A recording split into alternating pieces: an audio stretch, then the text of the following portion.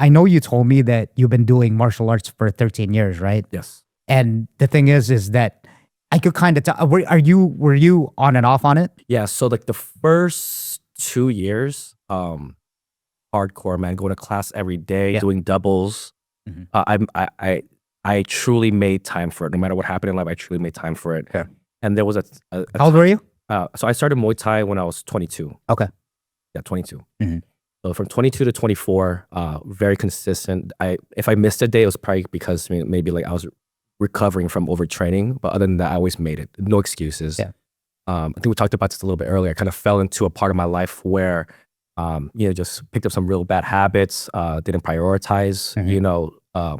Becoming my best self and training and just messing around with some things. You told me, but can you give me a little insight on that? Like, Yes. because the thing, the mission is, why I really did this is because, dude, there's a lot of people that have had issues in the past, and I think it's okay. Yeah. Obviously, it's okay. We're all humans, Yeah. and we go through trials and tribulations. And say as much as you want, but what were some of the troubles that you were having? Yeah. What do you mean? Like, can you get more specific on Absolutely. This? So in my second year of Muay Thai, Yeah. I dropped out of college. Okay. I realized that college was a business and it didn't really align with my At that age? Yeah. Wow. Yeah. Good for you. Yeah. Good for you. Good self-awareness. Yeah, I was always one of those, growing up, I always asked why to everything. It got to a point where it was so annoying that the teachers would tell on me to my parents, you know what I mean? But I always questioned why to everything, you know what I mean? Why are things like this? Why am I being told this? Why am I being told to do this X, Y, Z? Does that make sense? Where did that curiosity come from, you think? Because like when I was 22, I was drunk. Okay. I mentioned this in the podcast before. For the people that missed that, Right. I've been alcoholic all my life, and this is my 3rd year sober. Yeah. And Okay. just Cool. I'm Good for you. 40 now. Congrats. Yeah, I'm 40 now, Yeah. and dude, think about it. And for people there to get more specific, I drank 750 milliliters of whiskey every night. Dang. On an empty stomach. Okay. And a lot of that obviously wasn't my parents' fault. It was a predisposition, that I had from a child. And I truly believe, I know there's all these facts on it and all the statistics, but then I truly believe that a big part of it is your inheritance because of, just your, I guess you could say, addictions to things. I think a lot of has to do with it and inheritance, and then it turns into a powerful habit, right? Yeah. Like anything else, right? It's all compound interest, man. Sure. The good and the bad, you know what I mean? The other way, yeah. It's the Matthew effect. So meaning the richer get richer and the poorer get poorer. Yeah. But then it goes the other way. Right. Like the more bad habits that you take in, the more that you go on. But then on the other side of it, if you build the good habits, dude, exponential growth is just waiting around the corner. Absolutely. Yeah. It's just a matter of a decision, you know? Yeah, exactly. Yeah, but with your story where you kind of fell off a little bit. Yeah. So, I going back to, I think you asked me when did I become so curious? Yes. So I think like you might be able to relate to this, but in a traditional Asian household, when you're told what to do, then you do it. You don't question the why, you don't question the when, you don't question the 5 W's, right? Didn't want to get hit with a belt. Yeah, exactly. And I always asked, I didn't care, I always asked why. I still did it, but I asked why. And I think just over time, being like so suppressed, like, anytime I would ask why, I'd either get, I'd face the consequences for it. It just made me curious more of, like, okay, so I asked why, I'm gonna get hit. Why are you hitting me?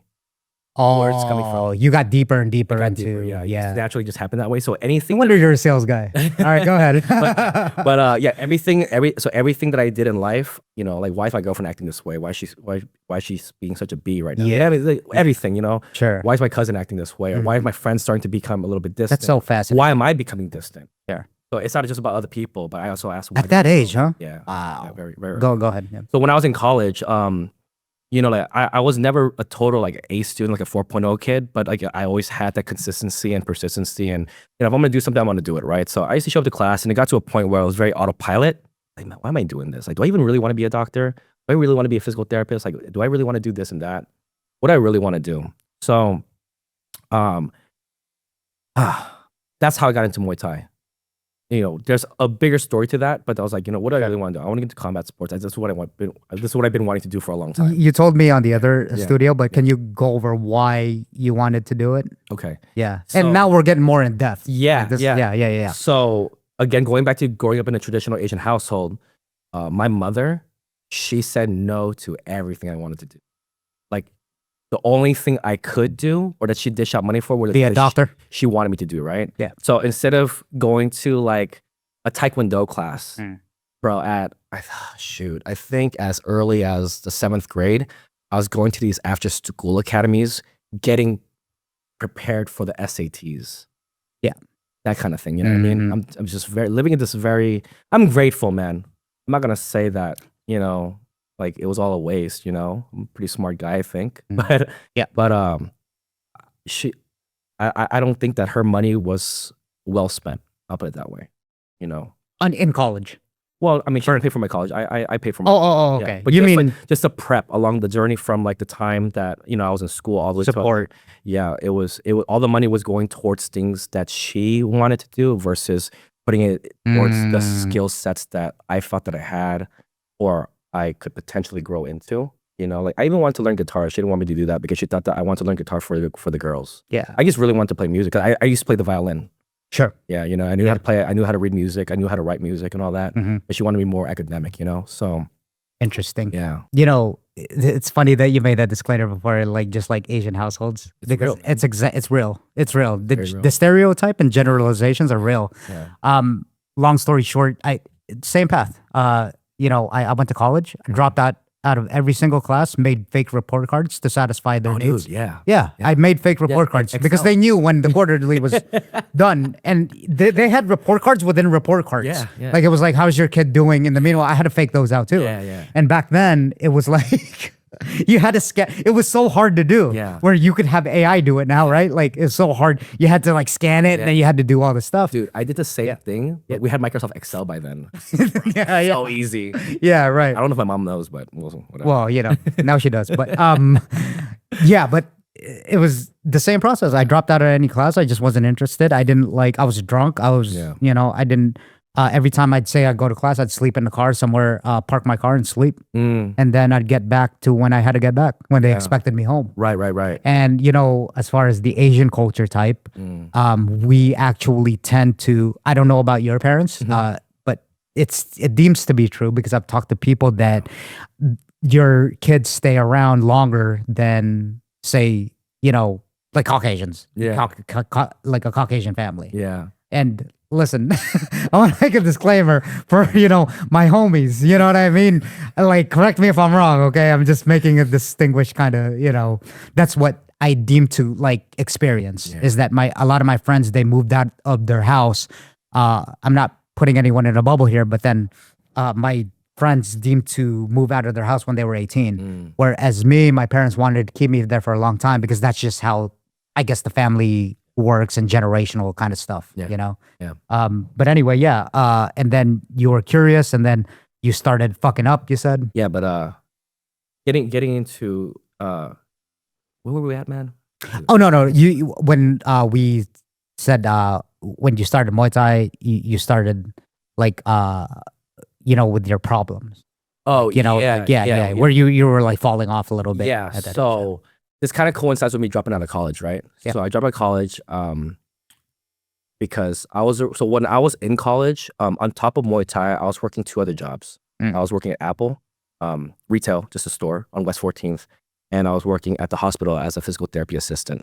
Okay, so I'm like, all right, I'm already making. I'm between these 2 jobs, I'm making more money than I probably make graduating out of college.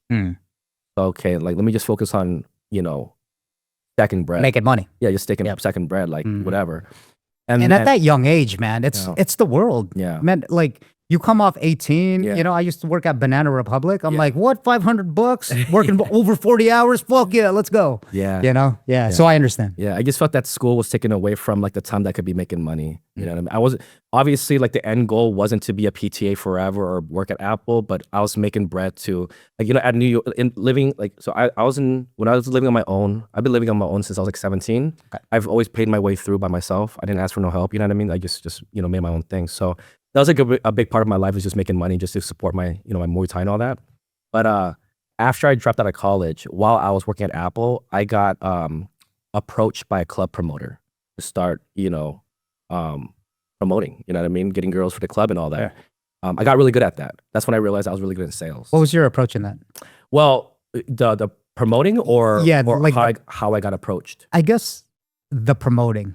Okay. You know. Well, what was really cool without getting too out of the weeds. Yeah. So what was really easy for me was I already had a robust social life in New York, because I would go to different bars like Irish pubs and everything. I had so many different friends from different circles that kind of Venn diagram effect. You know what I mean? Sure. Networking. So I never really had to go out of my way and get girls for the club. I already had bottle rats in line, and bottle rats know other bottle rats. I thought you said hood rats, dude. Yeah. Oh, a little bit of that too, you know. So where are we at? Yeah. So it was pretty easy. What I would do is like from Thursday through Sunday, I would just have a little entourage and just kind of take them around to different clubs, get paid out. So, okay. Yeah. Okay. Cool.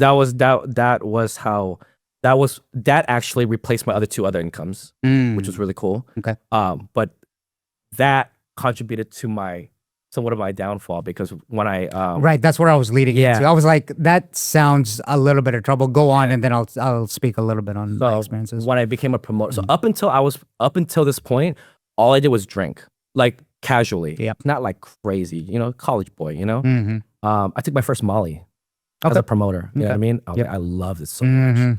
So I still showed up to training, but you know, I was promoting on weekends, right? So you know, one quick bounce back from a hangover from rolling all night transformed into 2 days, you know, couple of days. Now I'm going from training 5 to 6 days a week. It's going down to 4, 3. Yeah, that's right. Yeah, when I would show up, I'm not performing as much, and then now I'm missing up to weeks. Yeah. That's where it all started. Okay, yeah. How did you feel when that happened? Were you, because I know there's this self-sabotaging aspect, right? Yeah. Were you aware of that internally? Were you like, were you honest with yourself? Or were you just kind of like, well, I'm having way too much fun. You didn't really care too much about it. I have one message for the audience. Sure.